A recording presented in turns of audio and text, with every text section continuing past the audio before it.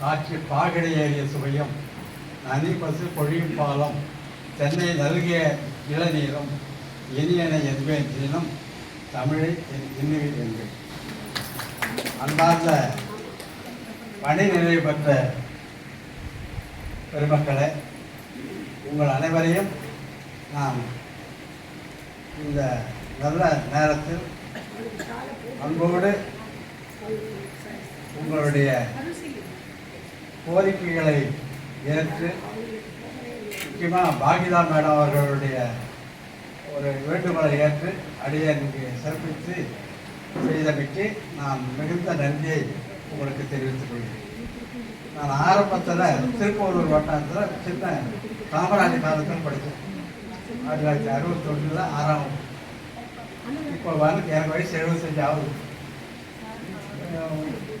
பணிபுரிந்து தமிழ் படித்து புலவராகி அங்கே திருப்பூரூர்லேயே பணியாற்றி 20 ஆண்டு காலம் பணியாற்றி, பின்னர் மேல்நிலையில் ஒரு 10 ஆண்டுகள் பணியாற்றி, அப்புறம் தலைமை ஆசிரியர் பணியாற்றி ஒரு 36 ஆண்டுகள் பணியாற்றி ஓய்வு பெற்றேன். அது காஞ்சிபுரம் மாவட்டத்தில். அது பல நல்லது கெட்டது எல்லாருக்கும் அது வேறு சமாச்சாரம். இப்போ நீங்கள் இந்த அளவுக்கு கூடியிருக்கீங்கனாக்கா மொழி தமிழில் நீங்கள் அன்பாக இணைஞ்சிருக்கீங்க. தமிழால் நாம் இணைஞ்சிருக்கிறோம். தமிழ் இனிமையானது, இயல் இசை நாடகம் என்ற ஒன்று. வாழ்க்கையே இனிமையானது தானே, சோகமானது இல்லை. வாழ்க்கையை இனிமையாக்கி கொள்ளணும்.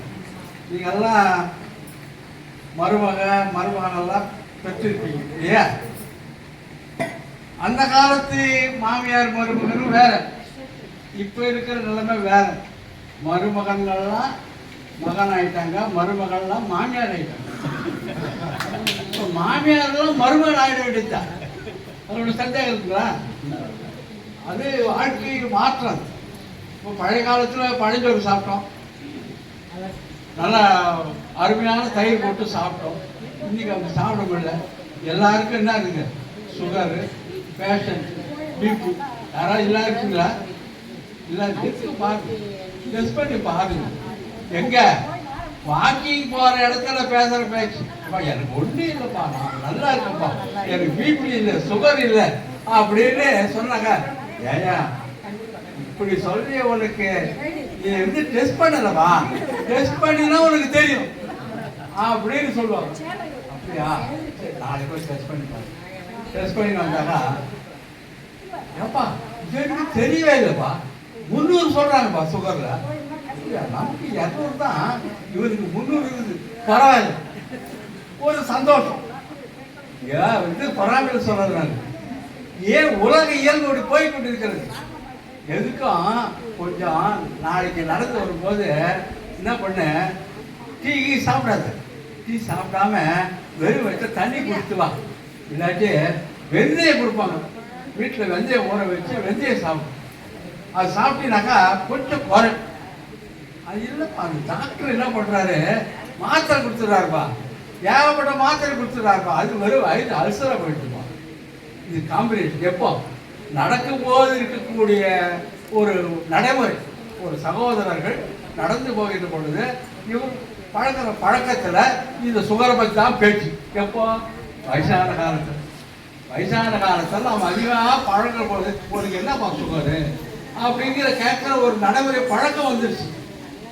ஆனால் ரெண்டு ரெட்டை பிறந்த குழந்தைகள், எது பிபி வந்தாலும் சுகர் வந்தாலும் இந்த வயதான காலத்திலையும் எளிமையா இருக்கணும்னு சொல்லிட்டு நம்ம எல்லாம் ஒன்று கூடிட்டு பாருங்க.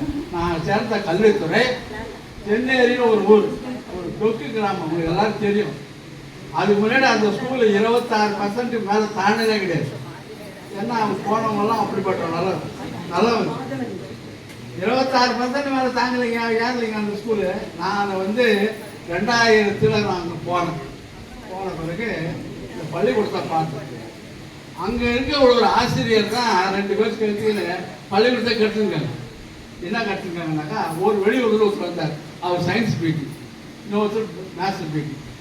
சயின்ஸில் பாஸ் பண்ணால் மேத்ஸில் பாஸ், மேத்ஸில் பாஸ் பண்ணால் சயின்ஸில் ஃபெயில். இதுதான் அங்கே இருக்க நிலவரம். என்ன காரணம் கேட்டால், ஒரு கிளாஸில் சயின்ஸ் கொடுத்துக்கிறாங்க, இன்னொரு கிளாஸில் மேத்ஸ் கொடுத்துக்கிறாங்க. அந்த புண்ணியம் என்ன பண்ணிக்கிறாரு, பாடமே நடத்தாமல் அற்புதமாக நிச்சயம் இருந்திருக்காரு. எல்லாம் படிக்கணும், எல்லாம் படிக்கணும். இதே நிலவு தான். அதை அப்படி இருந்து என்ன பண்ணிக்கிறாரு, 10 வருஷமா அந்த ஸ்கூலு இம்ப்ரூவ்மெண்ட்டே கிடையாது.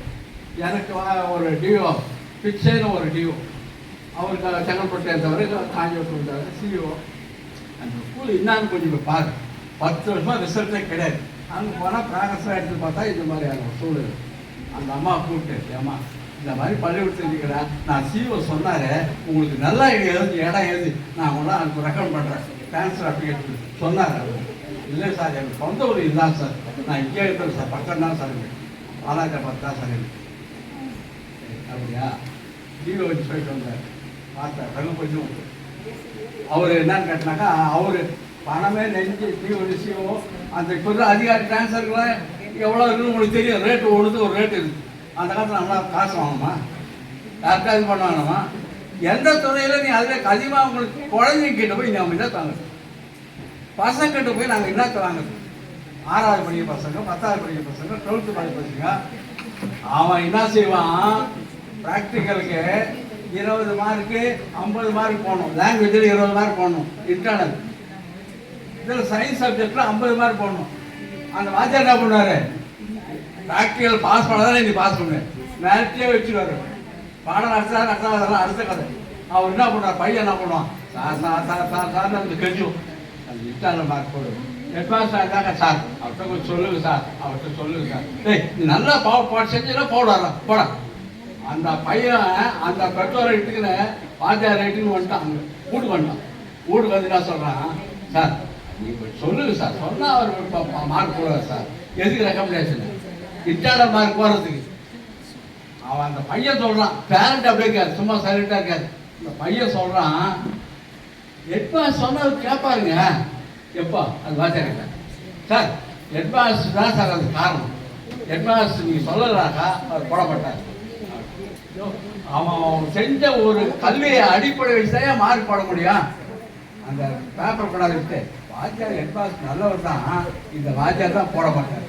எங்களுக்குள்ள பேர் உண்டாக்கணும், யார் வாத்தியாருக்கு ஹெட்மாஸ்டருக்குள்ள பள்ளிக்கூடத்தில் கலவரத்தை உருவாகிற அந்த பையன், எப்பா நீ வெளியே போ அப்படின்னு நினச்சிட்டு அவனை கேட்டாங்க, சார் ஒரு ப்ராக்டிகல் செய்ய சார், அவன் ப்ராக்டிகல் ஓட்டிருந்தாங்க சார் அப்படிங்கிறார். அப்படிப்பட்ட மாணவர்கள் தான். அதில் பாய்ஸ் ஸ்கூலில் ரொம்ப மோசம், நாங்கள் படாத பாடு போட்டுட்டோம். ஆனால் கேர்ள்ஸ் ஸ்கூலில் போனேன் ஒரு 10 வருஷம், இந்த செங்கல்பட்டு கேர்ள்ஸ் ஸ்கூலில் அருமையான ஸ்கூல். பாடம் படின்னு சொன்னால் போது பசங்க படிச்சிடும், ரொம்ப ஏழ்மை. அப்போல்லாம் தாவாணி தாவாணி. இப்போ நாங்கள் வந்த பிறகு நம்ம ஒரு மாற்றத்தை ஏற்படுத்தணும், சுடிதார் போட்டு செய்யுங்க. ஏன்னா பக்கத்தில் ராமகிருஷ்ணா ஸ்கூலு, சென்ட் ஜோசப் ஸ்கூல்லாம் சுடிதார் போட்டு அது கௌரவமாக வரும். இந்த ட்ரெயின் போகிற இடத்துல கூட அந்த கவர்மெண்ட் பசங்க என்ன பண்ணாங்க, சைலண்ட் பீரியட் பேச மாட்டாங்க. அந்த பசங்க ஷூ போட மாட்டான், அவன் ஷூ போடுவோம், ஹையர் செகண்டரி போய் ஷூ போடுவோம், இவன் செருப்பு இருக்காது. அப்படி போய்கிட்டு இருந்த காலகட்டத்தில் அவர்களெல்லாம் ஒரு திறமையை உருவாக்கி நல்லது செய்யலாம் அப்படின்னு சொல்லிட்டு அந்த பள்ளிக்கூடத்தை உருவாக்கி மிகச்சிறந்த முறையில் 100% வரணும்னு சொல்லி 90%, நான் தென்னையில் 92%, 80% குறையில. அப்படி நாங்கள் பணியாற்றலாம் செஞ்சு எல்லாம் மாணவர்கள் இருக்கிறது தான். அந்த மாணவர்களுடைய தன்மை அதுதான். மாணவர் என்ன பண்ணுவான், கவிதை எழுதுவோம். மாணவர் கவிதை எழுதுவோம். யாரை பற்றி எழுதுவான், டீச்சரை பற்றி எழுதுவான். டீச்சரை பற்றியே கவிதை எழுது. டேய் இந்த கவிதை டீச்சரை பற்றி எழுதுறா, நீ எதிர்கால மனையை பற்றி நினச்சி எழுதுறா. இல்லை சார் அதெல்லாம் வரமாட்டேங்குது சார் அப்படி என்கிட்ட சொல்லுவோம். அவங்ககிட்ட காழ்ந்து பார்த்தா தெரியும் அவனுடைய குணத்தை தரலாம். அழகா பிரமாதமா இது பண்ணுவோம். ஆஹா அந்த கூந்தல் மேகம் போல இருந்திருக்கிறது, அவருடைய தாமரை போன்ற திருவடிங்க அப்படிலாம் சொல்லுவோம். நாம கிட்டே அந்த ரீல்லாம் விடுவோம். அவனுக்கு பதப்படுத்தி பக்குவப்படுத்தி அவன் வீட்டு நல்லா நல்லவனாக வல்லவனாக ஆக்கப்பட்ட 10th +2 தாங்க மாறுகிற பருவம். அவன் அந்த அடலசன்ஸ் ஏஜில் +2 நல்லா படித்து முடிச்சான்னா அப்புறம் காலேஜ் போயிட்டானா பக்கம் ஆகிடும். அது இளமை பருவத்தில் நீங்கள் குழந்தைகள்லாம் இருந்து நீங்கள் ஒரு பாக்கியம். நீங்கள் அனைவரும் நாமெல்லாம் பாக்கியம் பெற்றவங்க தான். நீங்கள் புண்ணியம் செஞ்சுவாங்க, பென்ஷன் கிடைக்குதுங்க. இப்போ அப்பாயின்மெண்ட் ஆகணும் என்ன கிடைக்குது, நான் போட்டான் அரசாங்கம் போய் சொல்லக்கூடாதுன்றாரு. இருந்தாலும் நம்ம இனத்தை சார்ந்தவர்கள் பணியாற்றியவர்களுக்கு ஓய்வூதியம் என்பதில் மிகப்பெரிய கோரிக்கையாக இருக்கிறது. அது அரசாங்கமான மற்ற அலுவலர்கள்லாம் தேர்ந்து போராடுகிறார்கள். அது நடக்கும்போது நடக்கட்டும், வேணாம். அதுக்காக நாம் வருத்தப்படாத முடியுமா? நாம் பற்றிட்டோம் சொன்னா முடியுமா? எதிர்கால சந்ததியினரும் அந்த ஊதியத்தை பெற்ற இதுக்கே பையனை நம்ப வேண்டியதில்லை, யாரையும் நம்ப வேண்டியதில்லை. நம்ம பென்ஷன் நம்ம கிட்ட இருக்கு. அதனால நம்ம என்ன பண்றோம்? ஹாஸ்பிட்டலுக்கு ஓடுறோம், விருப்பமானதான சமையல் நல்ல முறையில் செலவு செய்யணும். நான் என் மனைவியை வந்து 8வது தான் படித்தா. எம்ஜிஆர் ஒரு ஸ்கீம் கொண்டாந்தார். என்ன ஸ்கீம் கொண்டார்? ஓப்பன் ஸ்கூல் கொண்டாந்தார். அந்த ஓப்பன் ஸ்கூலில் படிக்கிறதுக்கு ஏற்பாடு பண்ணணும். அவர் 10th படித்தா உடனே வேலைக்கு போனாங்க. அப்படி அந்த வேலையில் இருந்தாங்க, பால்வாடியிலே இருந்தாங்க. அப்புறம் அப்படி படித்து முடிச்சோடனே சூப்பர்வைசர் ஆகிட்டாங்க. அப்புறம் கிரேட் 1 சூப்பர்வைசர் ஆகிட்டாங்க. இந்த மகளும் இருக்காங்க. இப்படி பல பேர் வந்து என்ன பண்ணாங்க, அவர்கள் முன்னேறினாங்க. பால்வாடி ஸ்கூலில் பல பேர் ஓப்பன் ஸ்கூலில் படித்து கொடுத்தாங்க. அப்புறம் என்ன பண்ணாங்க, பணம் கொடுத்து என்ன பண்ணாங்க, சர்டிஃபிகேட் வாங்க ஆரம்பிச்சிட்டாங்க. அதெல்லாம் பார்த்து இப்போ சமூக நலத்துறை என்ன பண்ணிடுச்சு, பென்ஷன் வாங்குறவங்களோட கட் பண்ணிடுச்சு. இது நல்ல செயல். சில செயல்கள் இப்படி இருக்குது. அப்படியெல்லாம் வாழ்ந்து விடுது. அன்பு ஒன்று தான் நம்ம இணைக்கக்கூடிய பாலம். அந்த அன்பு பாலத்தில் தான் நாமெல்லாம் இருக்கிறோம். திருவள்ளுவர் அன்புடைமை திருமூலர் சொல்லாத எதுவும் இல்லைங்க. திருவள்ளுவர் சொல்லாத எதுவும் இல்லைங்க. இலக்கியத்தில் நான் சாதி சமயம் இனம் கடந்து பேசுறேன். திருவள்ளுவர் நம்முடைய சிறந்த அறத்தை சொன்னவர் அவர் தான். அவருடைய அறத்தை எதனா ஒண்ணு கண்டுபிடிக்கணுமா? கிடையாது.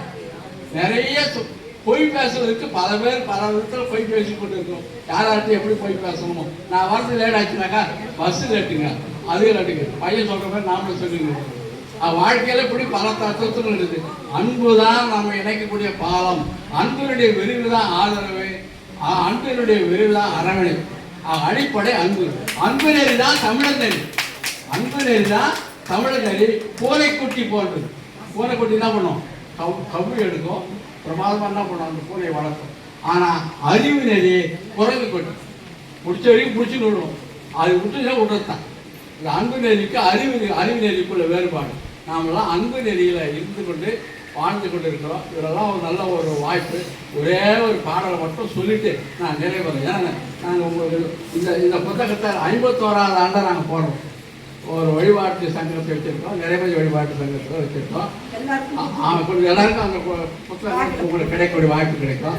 51 ஆண்டுகளாக அந்த இலக்கியப்படி செய்து கொண்டு வருகிறோம். அதில் 51வது ஆண்டில் இப்போ இந்த புத்தகத்தை நாங்கள் வெளியிட்டிருக்கோம். உங்களுக்கு நாங்கள் ஃப்ரீயாக